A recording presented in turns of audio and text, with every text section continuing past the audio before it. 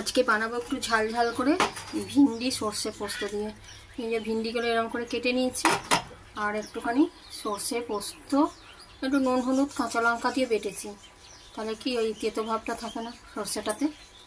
আগে ভিন্ডিগুলো একটু হালকা হালকা ভেজে নেব। কড়াই গরম হয়ে গেছে, একটা দিয়ে দিলাম একটু সর্ষের তেল।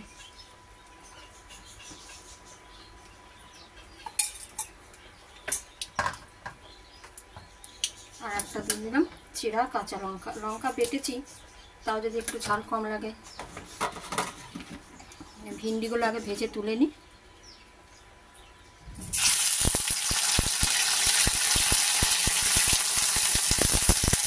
এবার দেবো একটু নুন, একটু নুন তো বেটেছিলাম তাই কম করে দিলাম। নুন আর হলুদ অল্প করে।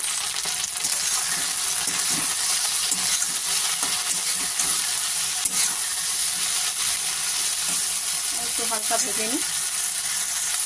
ভিন্ডিটা আমার ভাজা হয়ে গেছে, ভিন্ডিটা একটুখানি সাইড করি। এই তেলের মধ্যে দেবো একটুখানি কালো জিরে,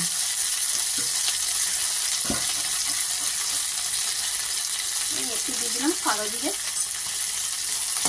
একসঙ্গে দেওয়া যেত, তাহলে আমি ভিন্ডিটা একটুখানি ভেজে ভেজে নিই। তাহলে একটু কালো জিরেটা একটুখানি ভাজা হোক, তারপরে আমি সর্ষে পোস্ত লঙ্কা বেটে রেখেছি এটা একটু দিয়ে দেবো। এবার আমি মশলাটা দিয়ে দিচ্ছি। মশলাটাও একটুখানি জল দিয়ে ধুয়ে বাকিটা আমাদের দিয়ে দেবো।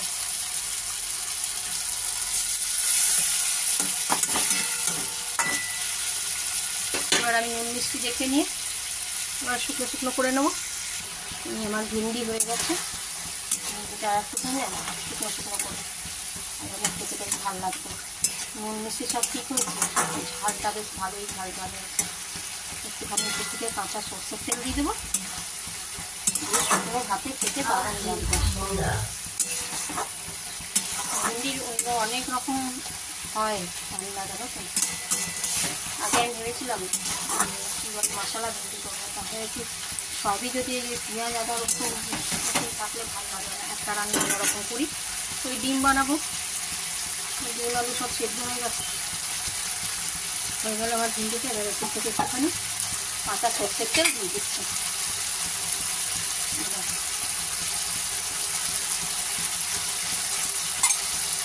এবার আমি নামিয়ে নেব। এই আমার হয়ে গেল ভিন্ডি সর্ষে পোস্ত দিয়ে। এবার কড়াইয়ে জল দিয়েছি, কড়াইটা ধুয়ে এবার ডিমগুলো ভাজি।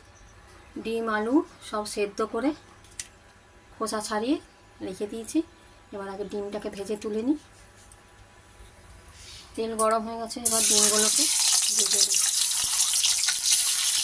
অনেকে দেখি কাঁচা মানে কি সেদ্ধ ডিমটাই রান্না করে, ভাজে না। আমার না ভাজলে আমার কেমন লাগে জানো। লাল লাল করে ভেজে তুলে রাখি। ডিম ভাজা হয়ে গেছে, এবার তুলে নিই।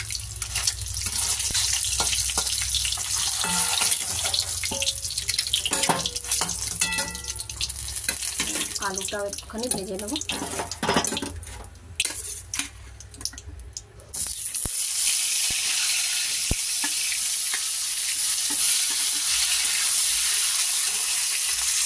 আলুটাও ভাজা হয়ে গেছে, আলুটাও তুলে রেখে দিই।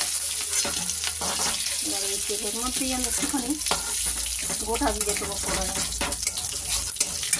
সেদ্ধ আলু থাকলে এরকম কড়ার মধ্যে লেগে যায়, সেটা কোনো ব্যাপার নয় লেগে যাওয়াটা, লেগে যায় কড়াই।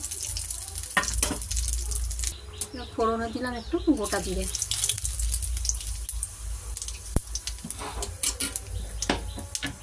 আর এই মশলা বেটে রেখেছিলাম, এর মধ্যে অল্প একটু আদা রসুন লঙ্কা টমেটো পেঁয়াজ বেটে রেখেছিলাম।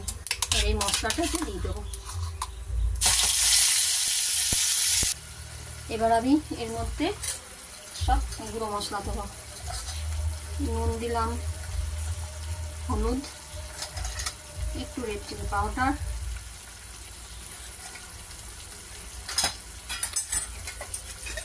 একটু দেবো জিরে গুঁড়ো, মিষ্টির জন্য একটু দেবো এই লাল চিনিটা ইউজ করি, কখনো বাতাসা, এখন লাল চিনিটা একটু দিয়ে দিলাম। এবার এটাকে ভালো করে একটুখানি কষে নিই।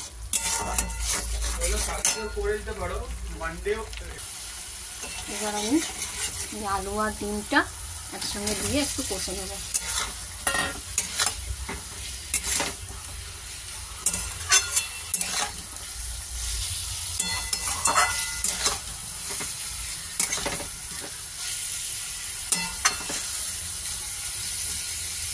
একটুখানি কষা কষা হোক, কষাও হয়ে গেছে, একটা খুব সুন্দর গন্ধও বেরিয়েছে। এরকম কষা কষাও ভালো লাগে, কিন্তু ভাতের সাথে খাবো তো। কষা হয়ে গেছে, এবার একটুখানি জল দিয়ে দেবো, পরিমাণ মতন জল দিলাম, একটুখানি ফুটে যায়, তারপর নাড়িয়ে দেবো। আমি এরকম ঝোল ফুটলে না তেজপাতা দিই, আগে থেকে দিই না, বেশ একটা ভালো গন্ধ বেরো। নাবিয়ে নিয়ে ঢাকা দিয়ে রাখবো, খুব সুন্দর একটা গন্ধ বেরোবে। হয়ে গেছে আমার ডিম আলু দিয়ে ঝোল। দুটো কাঁচা লঙ্কা দিয়ে দিচ্ছি, বেশ একটু গন্ধটা হয় ভালো, আর ঝালটা আর একটুখানি হবে। চলো এবার তবে এটাকে নাবিয়ে নিই। এই যে ডিম আমার হয়ে গেছে, ডিম ঢেলে নিচ্ছি। এদিকে ভিন্ডি হয়ে গেছে সর্ষে পোস্ত দিয়ে, আর ওইদিকে ভাত বসিয়েছি, ভাত এখনো হয়নি, ফুটছে, হোক ততক্ষণ না।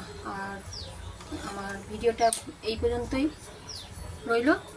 তোমরা সবাই দেখার জন্য মন থেকে আমার অনেক অনেক ভালোবাসা নিও, ঠিক আছে? চলো তবে আবার অন্য কোনো ভিডিওতে দেখা হবে। সবাই ভালো থেকো, সুস্থ থেকো। দেখো ভাত ফুটেই যাচ্ছে, ভাতটা এখনো হতে দেরি আছে।